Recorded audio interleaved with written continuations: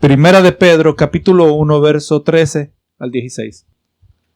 Vamos a leer esta porción en el nombre del Padre, del Hijo y del Espíritu Santo. Amén.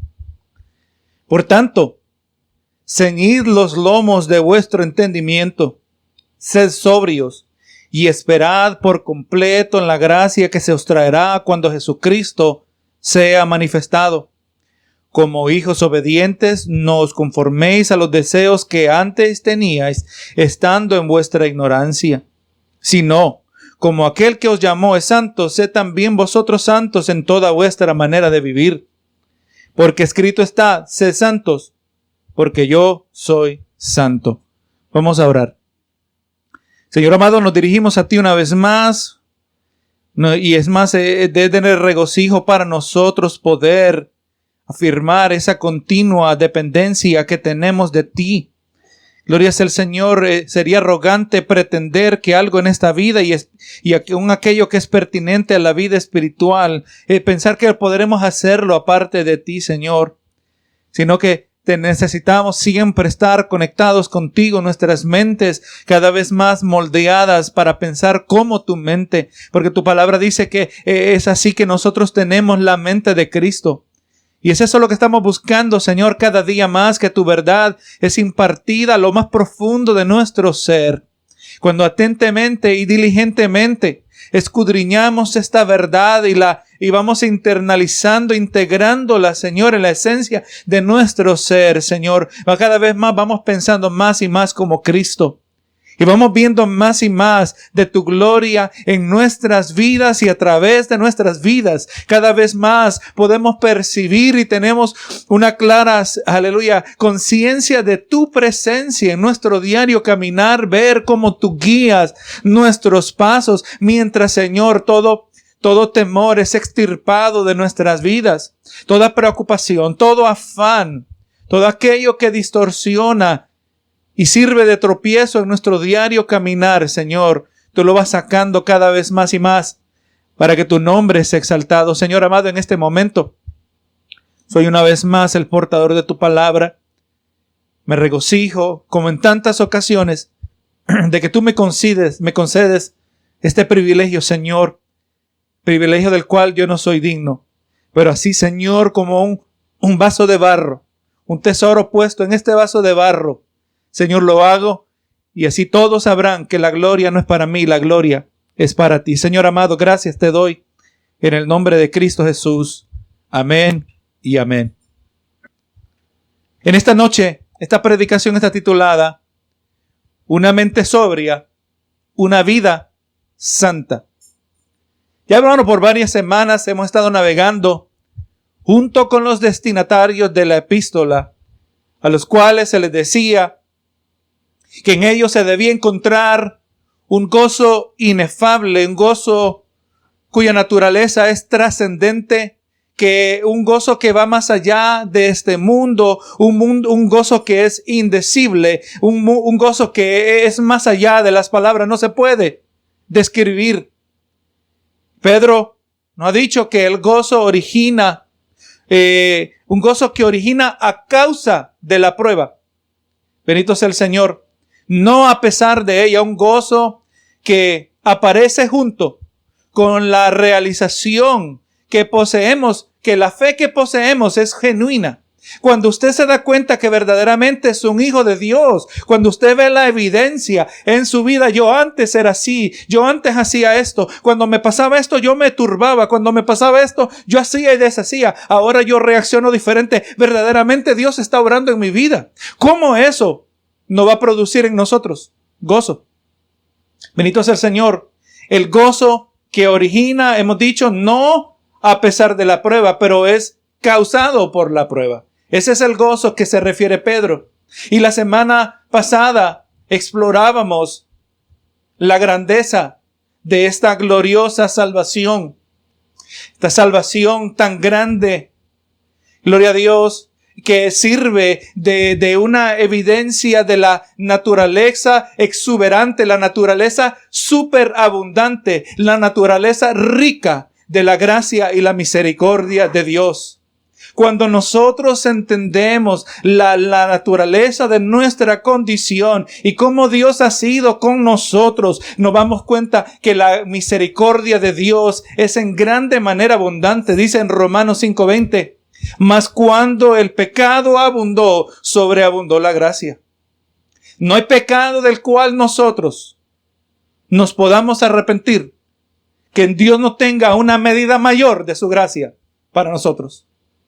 Gloria a Jesús. Pónganse a pensar, hermano, y verdaderamente que al nosotros comprender la naturaleza de nuestra condición espiritual, cuando estábamos muertos en delitos y pecados, al nosotros entender lo que eso verdaderamente significa, nos deberíamos siempre maravillar. ¿Cómo es posible que Dios me ama? ¿Por qué tú me amas a mí, Señor?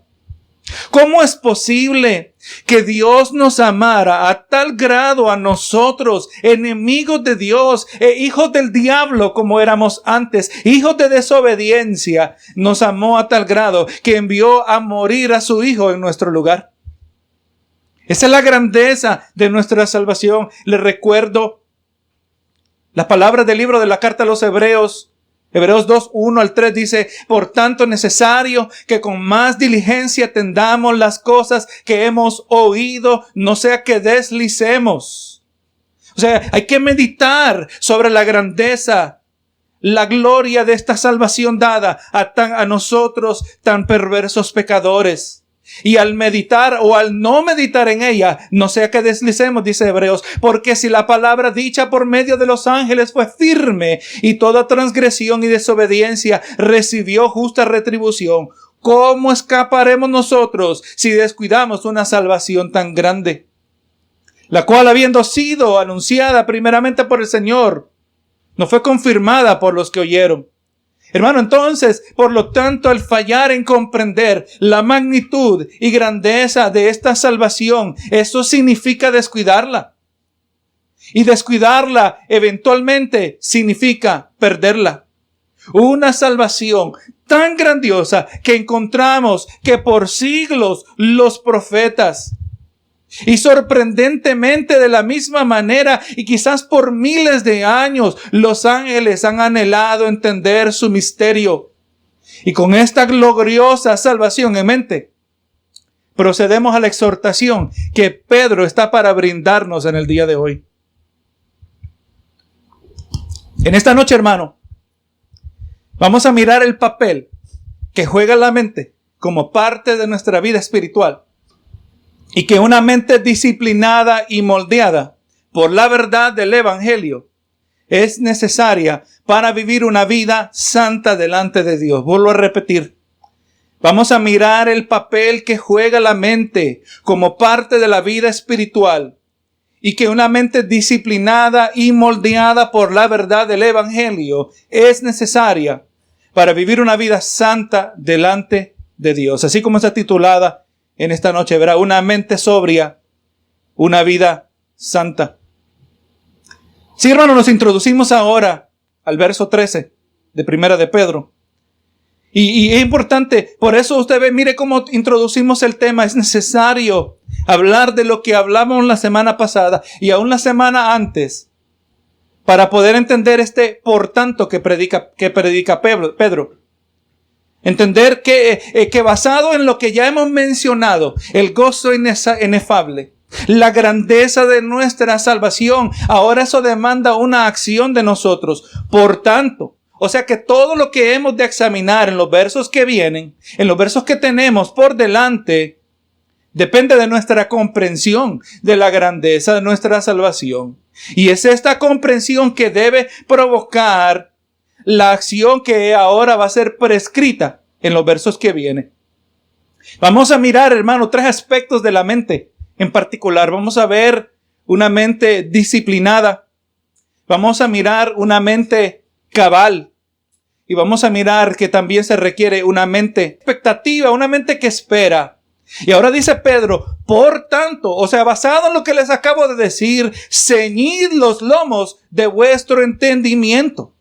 Así que, hermano, basado en todo lo que ya se mencionó, basado en todo esto, tú debes ceñir tus lomos. Ceñir los lomos es una expresión que para nosotros, ¿verdad?, removidos por miles de años y por lenguaje y por cultura, no tiene mucho sentido. Puesto que nosotros no nos vestimos con túnicas. Pero en el mundo antiguo, el ceñirse los lomos se refiere a la acción de tomar lo largo de una túnica y amarrárselo, levantar la punta de la túnica y amarrárselo, introducirlo en la correa, acortando lo largo de la túnica. Cuando alguien en el mundo antiguo se ceñía los lomos, cuando alguien acortaba lo largo de su túnica, era para estar listo para correr. Era para poder moverse con facilidad, para estar pronto para acción. Muy similar en términos de hoy, cuando se le dice a él, amárrate bien los pantalones. O cuando se le dice, arremángate o enróllate las mangas de la camisa, ¿verdad? Usted ve a alguien que se está arremangando las mangas, se está enrollando las mangas. Usted sabe que esa persona está lista para hacer algo. Gloria a Jesús. Estas acciones indican que estamos listos para acción. Entonces, al Pedro decir, ceñid los lomos de vuestro entendimiento, está diciendo a los creyentes que preparen sus mentes, preparen su entendimiento para acción. Esta expresión, hermano, sostiene y se sostiene en oposición a la postura anti-intelectualista que han adoptado muchos que hoy dicen ser cristianos. Una posición que dice que el uso de la mente no debe formar parte de la vida de alguien que vive en el Espíritu. O sea, el usar la mente es algo malo, es algo perverso. Dicen que la mente es mala. Exactamente lo opuesto que dice Pedro en esta epístola. Posición anti-intelectualista postulada por farsantes como el falso apóstol Guillermo Maldonado. Acerca del antiintelectualismo, el autor Mark Knoll dijo en su libro, en un titulado The Scandal of the American Mind, el escándalo de la mente evangélica, dijo, el escándalo de la mente evangélica es que no hay mucha mente evangélica. El filósofo William Lane Craig, en su libro Reasonable Faith, o la fe razonable, dijo, nuestras iglesias están llenas de cristianos que están inactivos en neutralidad intelectual. Como cristianos, nuestras mentes se están desperdiciando. Algo que resulta de esto es una fe que es inmadura y superficial. La gente que monta en la montaña rusa de la experiencia emocional se está privando de una fe que es más profunda y rica al ser negligentes del lado intelectual de la fe. O sea que estamos diciendo, hermanos, que nuestra vida espiritual, en otras palabras, nuestra vida espiritual es también una vida intelectual. Gloria sea al Señor. Y póngase a pensar, hermano, lo que estamos haciendo. Yo necesito su concentración.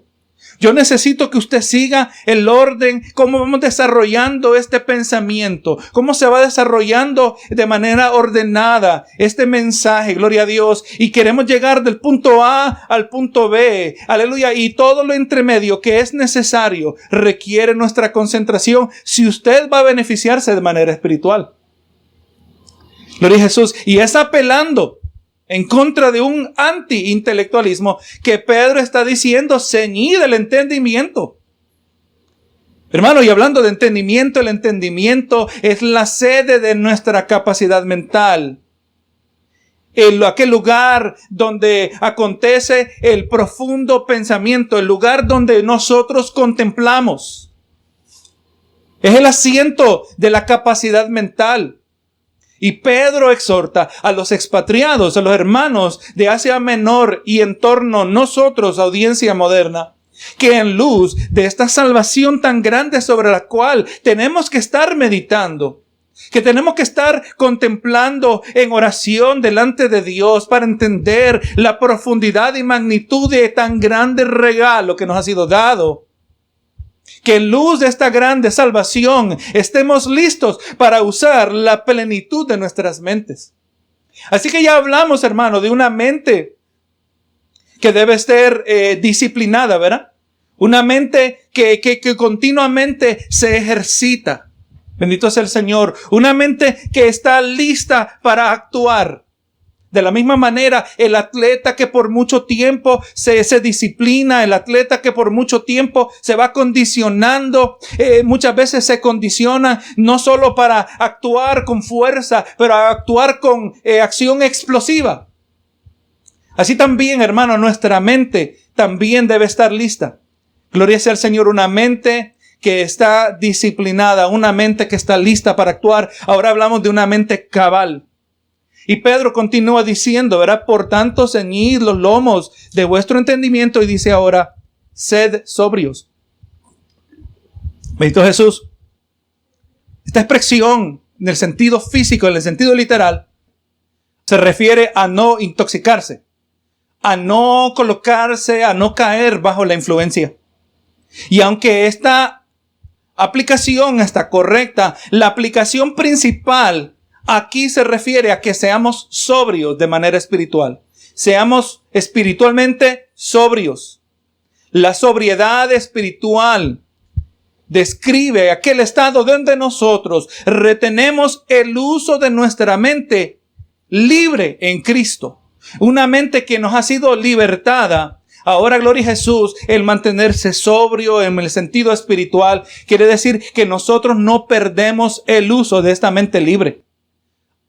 Donde nosotros no somos sujetos a las distorsiones, a las distorsionadas percepciones que resultan de esa ilusión de control que poseemos muchas veces en nuestra vida. Cuando usted y yo pensamos que podemos dictar y controlar nuestro futuro, dirigir nuestros pasos, estamos distorsionando o nuestra percepción de lo que es real está distorsionada porque Dios está en control sobre todas las cosas.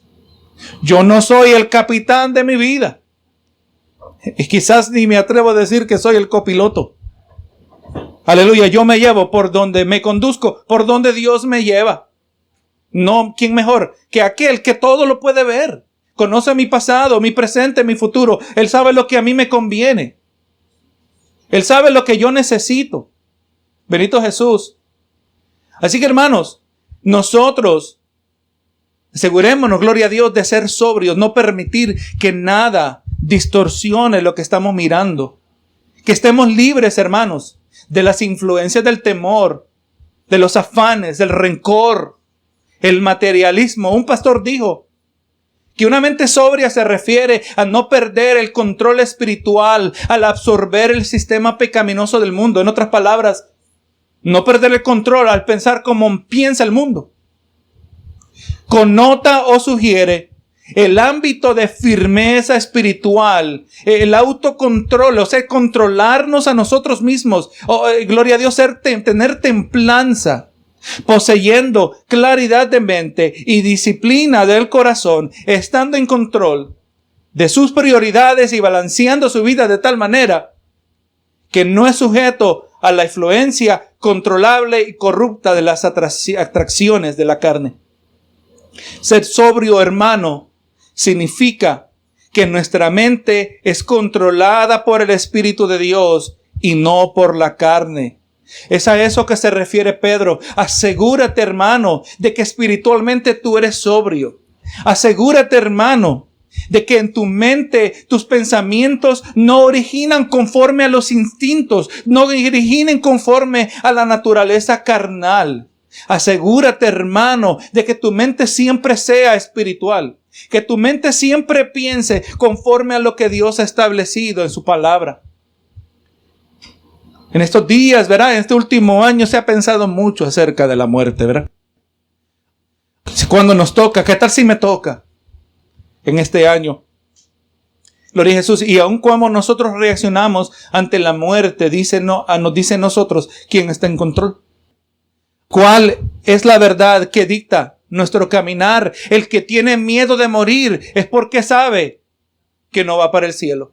El apóstol Juan nos dijo, gloria a Dios, que el amor echa fuera el temor. Aquel que es partícipe del amor de Dios no debe tener temor. Y aquel que experimenta el temor en su vida es legítimo cuando ese tiene expectativa de juicio. Si yo tengo miedo de morir, Aleluya, porque tengo expectativa de juicio.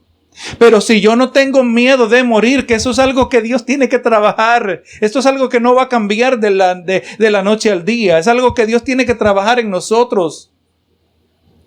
Pero si yo no tengo miedo de morir es porque entiendo lo que la palabra me dice a mí en el libro de Gálatas, que para nosotros el vivir es Cristo y el morir es ganancia. Haga lo que se haga con nosotros. Si el diablo nos quiere matar, salimos ganando, porque viene la recompensa. Si el diablo no nos mata, aleluya, seguimos ganando también, porque seguimos haciendo la voluntad de Dios. Nosotros ser sobrios significa no ser carnales, no ser controlados por la carne. La gente se congela en el pánico. La gente se congela en el temor. No sabe qué hacer, no sabe qué actuar. Apela a las soluciones terrenales que son cortas en alcance. Gloria sea al Señor, no, pero el cristiano no. El cristiano no huye del peligro. Gloria a Dios, mejor dicho, el cristiano no huye de la prueba. El cristiano enfrenta la prueba porque lo hacemos para la gloria de Dios. Sí que hemos hablado de una mente disciplinada, una mente cabal. Ahora hablamos de una mente optimista. Y continúa Pedro ahora en el verso 13 diciendo, y esperad por completo en la gracia. Esperar se refiere a aquel acto del intelecto donde se coloca el individuo con anticipación. Aquel está esperando a alguien, usted está esperando. Usted está anticipando que llegue. En muchas maneras, esperar en Dios significa perseverar. Significa permanecer dependiendo de esa expectativa. ¿Cuál es la expectativa del creyente? ¿Que mañana se va a acabar el coronavirus? ¿Que mañana se van a acabar las enfermedades? ¿Que mañana se van a acabar los problemas? Esa es la expectativa del creyente. ¿Qué corta vista tienen aquellos que piensan así? ¿Que mañana voy a tener más dinero? No, hermano, la expectativa del creyente, la que debe moldear todo lo que hacemos y lo que pensamos, nuestras prioridades, debe ser la expectativa de esa expresión de gracia que vamos a mirar más adelante. Esperad por completo en la gracia. Gloria sea al Señor. ¿Qué se os traerá? La gracia, gloria sea al Señor. Esa expresión de aquello que es otorgado a cada uno de nosotros. Dice esa gracia, ¿qué se os traerá? Esto quiere decir, hermano, que si ahora, cuando nosotros nos ponemos a pensar en la manera que Dios ha sido con nosotros, cuando miramos cómo Dios nos ha perdonado, cuando miramos cómo el Señor nos ha mostrado misericordia, cómo el Señor aún así nos ha bendecido, qué bueno que podemos mirar años atrás y uno decir, Señor, tú has sido tan bueno conmigo y yo no he sido tan bueno contigo. Eso nos debe conmover. Este intercambio que muchas veces o que siempre será negativo, que Dios siempre nos va a dar más a nosotros de lo que nosotros le damos a Él. Nos debemos conmover. Y aquello que abruma nuestras emociones, que nos conmueve y muchas veces nos quebranta, llenos de gratitud en nuestros corazones. Debemos reconocer, hermano, que esto que hemos recibido de parte de Dios en la actualidad es tan solo una fracción. Es un pequeño fragmento de lo que Dios tiene para nosotros, de lo que nos espera. Primera de Corintios 2:9 dice, antes bien, como está escrito, cosas que ojo no vio, ni oído oyó, ni han subido en corazón de hombre, son las que Dios ha preparado para los que le aman. Si usted ama a Dios, Dios tiene algo preparado para usted. Si usted tiene algo, si usted ama a Dios, Dios ha preparado algo que usted ni siquiera puede imaginar. Es la recompensa del creyente. ¿Qué recompensa suficiente? Escapar de la ira venidera. Pero Dios en su naturaleza ha determinado, en su sabio consejo ha determinado bendecirnos abundante y ricamente. Aunque podríamos decir que aún esta abundancia, esta riqueza de la salvación fuese suficiente. Pero no, hermano, esa es la naturaleza de Dios. La gracia que nos va a ser traída. Todavía no estamos ni siquiera experimentando un aspecto amplio de esa gracia. ¿Y cuándo va a venir esa gracia? Dice, cuando Jesucristo sea manifestado. Va a ser en la revelación, en la apocalipsis, la palabra griega. En la revelación de Jesús que nosotros empezaremos a percibir. Vamos a empezar vamos a empezar a comprender, a percibir la magnitud de la gracia, ese favor de Dios, el favor que nos es otorgado no basado en nuestros méritos, sino porque en nosotros lo que hay es ausencia de méritos. En la segunda venida de Cristo nos exhorta Pedro que esta debe ser la fuente de nuestra esperanza. De tal manera, aleluya, como que si fuese una presente realidad. La venida de Cristo debe impactar nuestro diario vivir como que si Cristo ya está en medio nuestro ahora. Como que si Cristo ya vino hoy. Esa debe ser lo que moldea nuestra esperanza. 1 Corintios 1:5-7 dice, porque en todas las cosas fuisteis enriquecidos en Él, en toda palabra y en toda ciencia, así como el testimonio acerca de Cristo ha sido confirmado en vosotros, de tal manera que nada os falta en ningún don, esperando la manifestación de nuestro Señor Jesucristo. Esta venida de Cristo es tan real. Esta promesa del retorno de Jesús, de Dios Hijo, es una realidad tan fija que nosotros podemos moldear toda nuestra vida entendiendo que todo lo que nosotros necesitamos, todo lo que tiene que ver con la vida, como dice Pedro en 2 de Pedro, todo lo que es pertinente a la vida y la piedad, la vida terrenal y la vida espiritual, Dios nos lo ha suplido. Esa es la riqueza de la salvación. Esa es la grandeza de la salvación. Que Dios no nos rescató del pecado y nos deja ahí que resolvamos. Que Dios no nos sacó del mercado de esclavos y ahora nos deja libres y andamos ambulantes sin dirección. No, hermano, el Señor nos rescata y nos da todo lo que necesitamos para vivir una vida que agrada a Dios. Esta es la grandeza de nuestra salvación. Que por inconcebible que sea que la hayamos recibido, ni siquiera comenzamos a imaginar lo que Dios tiene preparado para nosotros. Bendito sea el Señor. Ahora miramos el verso 14. Dice, como hijos obedientes. Dice, como hijos obedientes. Esta expresión, hermano, también se puede traducir como hijos de obediencia. Hijos que nacen de la obediencia. Interesante que ahora nos dice que debemos andar como hijos obedientes, aunque nosotros antes éramos hijos de desobediencia. En Efesios 2:1-2 dice, Él os dio vida a vosotros cuando estabais muertos en delitos y pecados, en los cuales anduvisteis en otro tiempo, siguiendo la corriente de este mundo, conforme al príncipe de la potestad del aire, el espíritu que ahora opera en los hijos de desobediencia. Eso es lo que a nosotros antes nos definía. Lo que antes nosotros nos caracterizaba. Cuando estábamos muertos en delitos y pecados.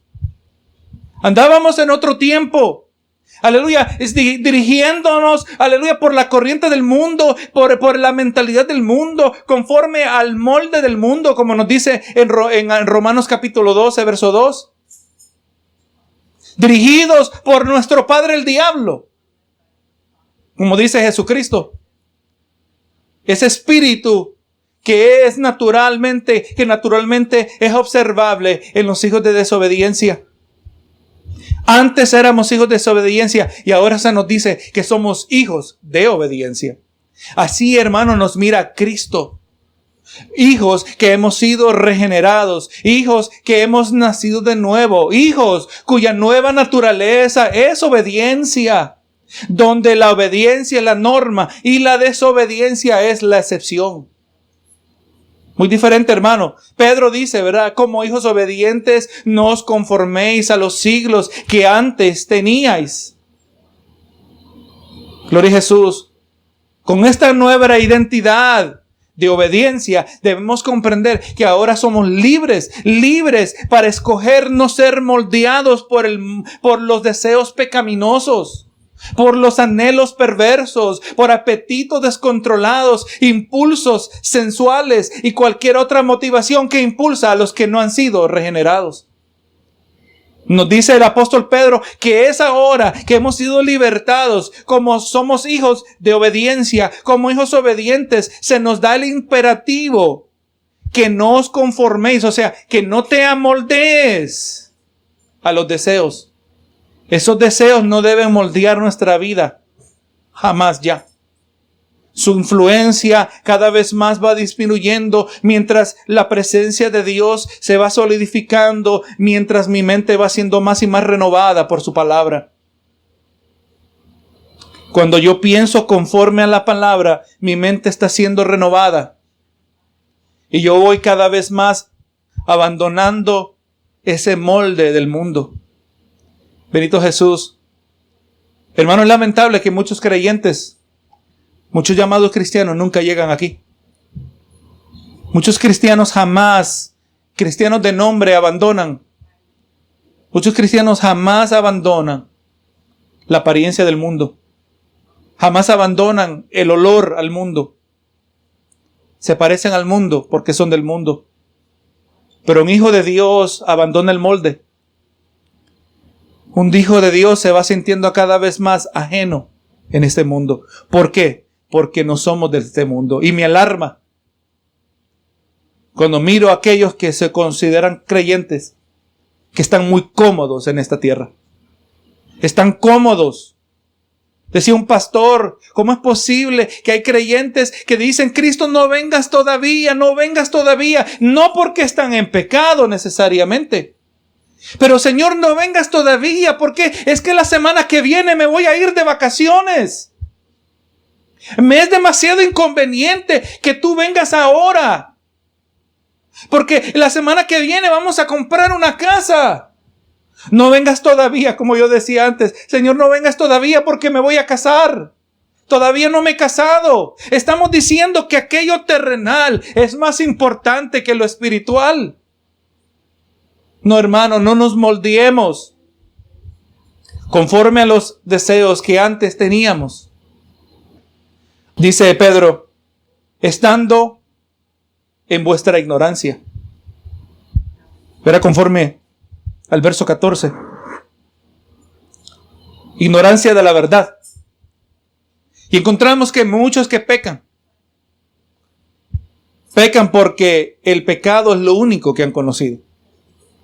Para estas personas, para ellos es inconcebible que una vida no sea dirigida por los apetitos de la carne, dirigida por los vicios, las adicciones, los deseos desordenados. Así éramos nosotros, hermanos, antes de conocer a Cristo. Antes de tener comunión con Cristo, así era nuestra vida. Como decía nuestro hermano en otra ocasión, ¿verdad? Gloria a Jesús, que no entiende que nosotros nos podemos gozar sin tener que embriagarnos. No entienden cómo es posible que una persona esté contenta en su matrimonio siendo fiel a su pareja. No lo entienden. Porque solo entienden lo que la carne anhela y lo que la carne pide, lo que la carne le dan. Hermano, así éramos nosotros porque no conocíamos nada mejor. Mire lo que dice Filipenses 1:9 al 11. Y esto pido en oración, que vuestro amor abunde más, aún más y más, en ciencia y en todo conocimiento. Mire, vamos mirando lo espiritual acompañado de lo intelectual. Que vuestro amor abunde más y más en ciencia y en todo conocimiento, para que aprobéis lo mejor, para que podáis discernir, para que podáis determinar qué es lo mejor, cuál es el mejor curso de acción, a fin de que seáis sinceros e irreprensibles para el día de Cristo. Una vida llena de amor, el genuino amor, un amor conforme a Dios, un amor que está basado en el conocimiento, en saber de Dios. Una vida de discernimiento va a resultar en vidas sinceras e irreprensibles para cuando venga Cristo, dice el verso 11, llenos de frutos de justicia que son por medio de Jesucristo para gloria y alabanza de Dios. Hermanos, antes andábamos nosotros moldeados conforme a los deseos que teníamos, andando en ignorancia. Y le voy a decir que la ignorancia espiritual es una que resulta en un enorme costo personal. Usted no quiere pagar el precio de la ignorancia espiritual. Usted no puede pretender vivir una vida que agrada a Dios siendo ignorante de lo espiritual, siendo ignorante de la palabra. Le recuerdo el pasaje muy conocido del profeta Oseas. En Oseas 4:6 dice así: mi pueblo fue destruido porque le faltó conocimiento. No fue destruido porque le faltó espiritualidad. Obviamente eso está implícito, pero le faltó conocimiento. Por cuanto desechaste el conocimiento, yo te echaré del sacerdocio. Y porque olvidaste la ley de tu Dios, también yo me olvidaré de tus hijos. La ignorancia espiritual, repito, es una que resulta en un enorme costo personal. En este caso puede ser hasta la misma perdición de nuestras almas. Nos puede costar hasta la misma salvación el descuidar una salvación tan grande. Verso 15 de 1 de Pedro 1 dice: sino que aquel que os llamó es santo.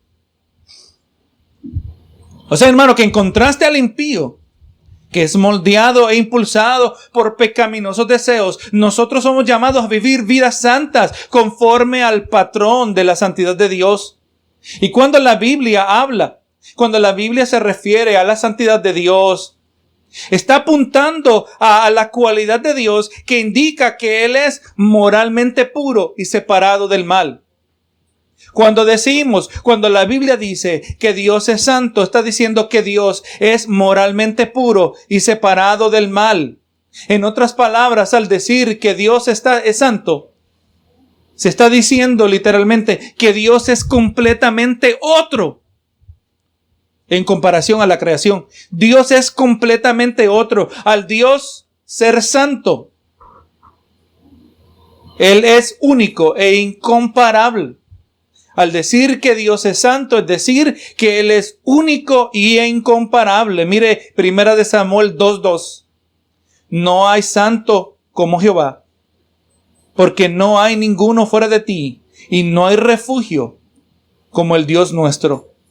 No hay santo como Jehová. Gloria a Jesús. Así que, hermano, es su santidad. Es la santidad de Dios que califica todos sus atributos.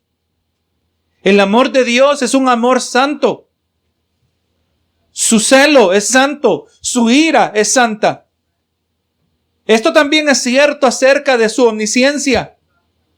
Y así toda expresión de su poder omnipotente. Todo lo que Dios hace, todo lo que Dios es santo. Todo lo que Dios es moralmente puro y separado del mal. Y es, hermano, aquí, cuando meditamos sobre esto, encontramos la belleza de Dios. Es bello, hermano, cuando entendemos que todo lo que Dios hace es santo y puro. Todo lo que Dios hace, aleluya, es apartado del mal. No se puede encontrar mal ni falla en todo lo que Dios hace y todo lo que Dios permite. Eso de verdad tiene que moldear nuestra manera de pensar cuando las tormentas, cuando los momentos oscuros visitan nuestras vidas, sabiendo, Señor, yo sé que tú, siendo santo y apartado del mal, tú no vas a permitir algo contrario a tu voluntad, sino que esto es conforme a tus propósitos. Esta es la belleza de Dios, hermanos. Primera de Crónicas 16:29 dice: dad a Jehová la honra debida a su nombre. Traed ofrenda y venid delante de Él. Postraos delante de Jehová en la hermosura de la santidad. La santidad de Dios es algo bello, digno de admirar en cada uno de nosotros.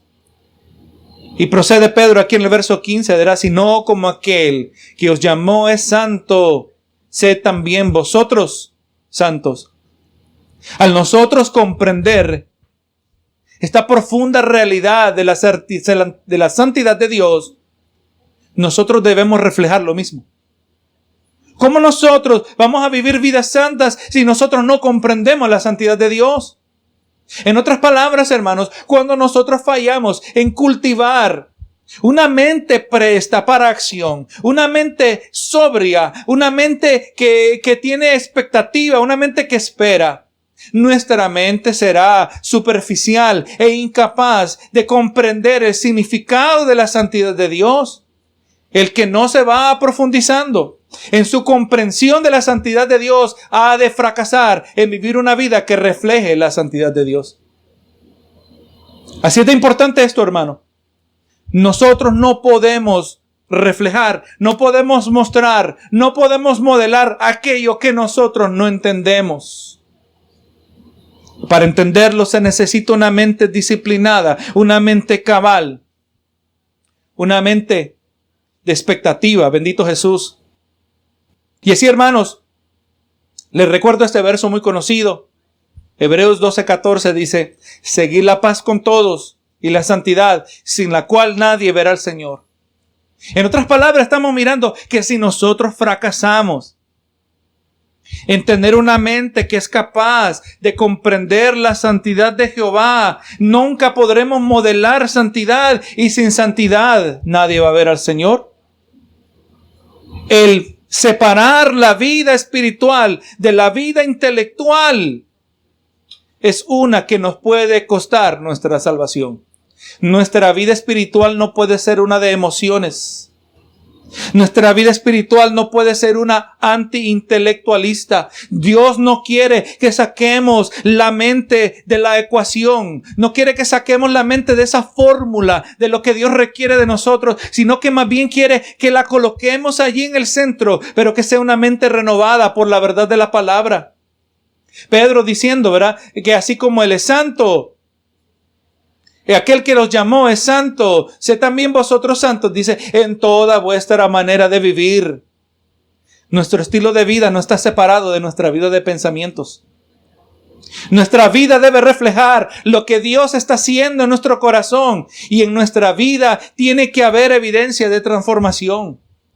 Lucas 6:43 al 45 dice, no es buen árbol el que da malos frutos, ni árbol malo el que da buen fruto. Porque cada árbol se conoce por su fruto, pues no se cosechan higos de los espinos, ni de las zarzas se vendimian uvas.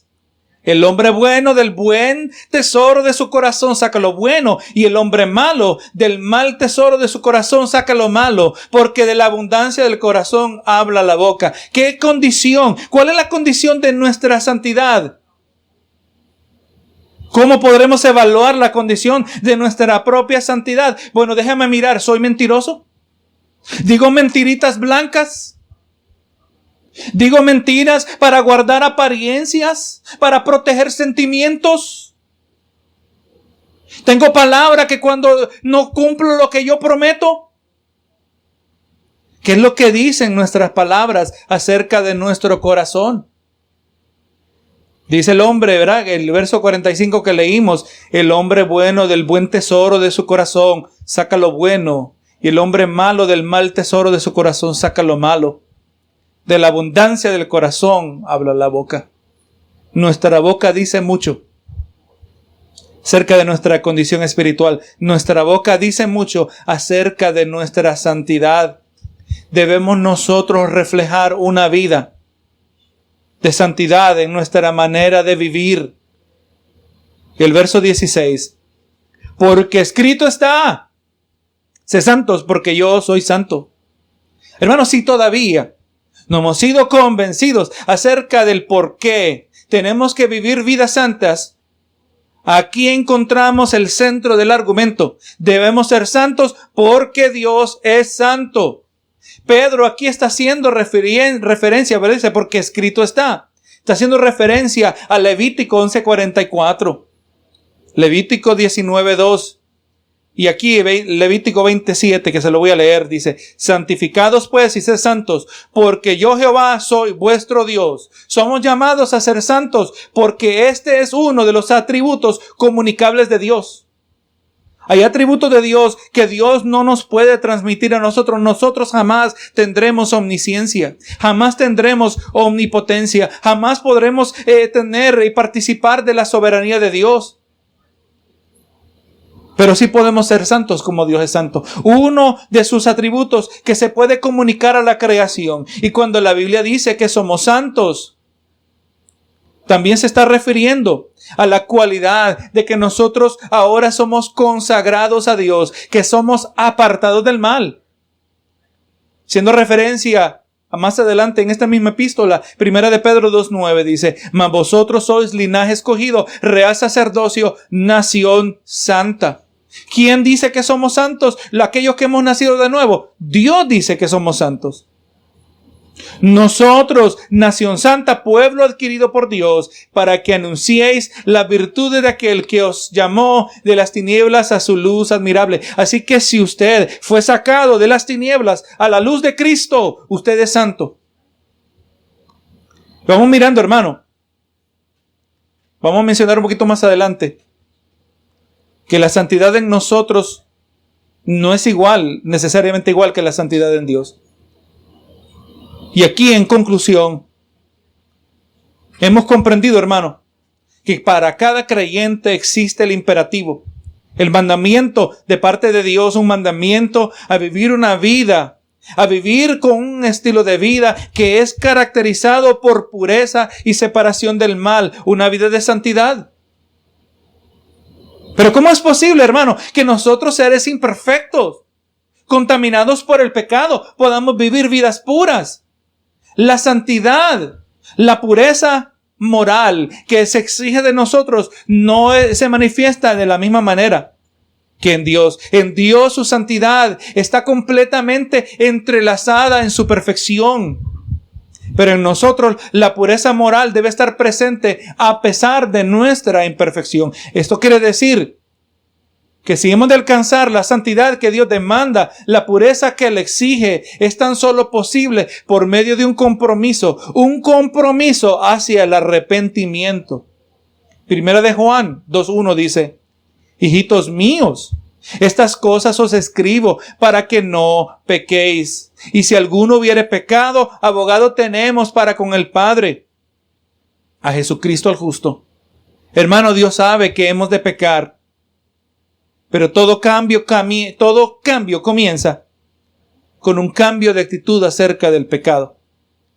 El camino hacia la perfección de la gloria venidera, es ahí donde nos dirigimos. O sea, hermano, nosotros podemos vivir vidas santas aunque no somos perfectos, por cuanto santidad en la vida del creyente no significa ser perfecto. Santidad en la vida del creyente significa que un día progresivamente vamos a proceder hacia una perfección en la gloria venidera. Este cambio necesario está pavimentado por un corazón contrito y humillado. Y esta meta es imposible de cumplir si no poseemos una mente que es renovada, una mente activa, una mente sobria, una mente llena de esperanza. Una mente obediente que solo es posible por medio de esta grandiosa salvación. Así que cuando nosotros seamos una mente sobria, sensible, lista para acción, aleluya, vamos a poder tener una vida santa que agrada a Dios. Señor amado, en el nombre de Jesús, he predicado y he sido partícipe del privilegio de tu palabra, Señor. Gracias por cada uno de mis hermanos oyentes que han estado atentos, Señor, espiritualmente, cada corazón abierto, Señor, la verdad de tu palabra. Pido así una vez más que en cada uno de nosotros podamos experimentar la dirección de tu Espíritu, mientras tu Espíritu nos redarguye conforme a la verdad de esta palabra, Señor. esperando que hayamos entendido el mensaje conforme tu Espíritu nos haya iluminado, Señor, y he hecho lo que es humanamente conforme a mis limitaciones. Pero, Señor, la grande parte la hace tu Espíritu. Gracias, Señor. Aleluya, por esta bendición que tú nos das. Despidiendo así esta reunión, Señor, nos despedimos en el nombre de Cristo Jesús. Amén y amén.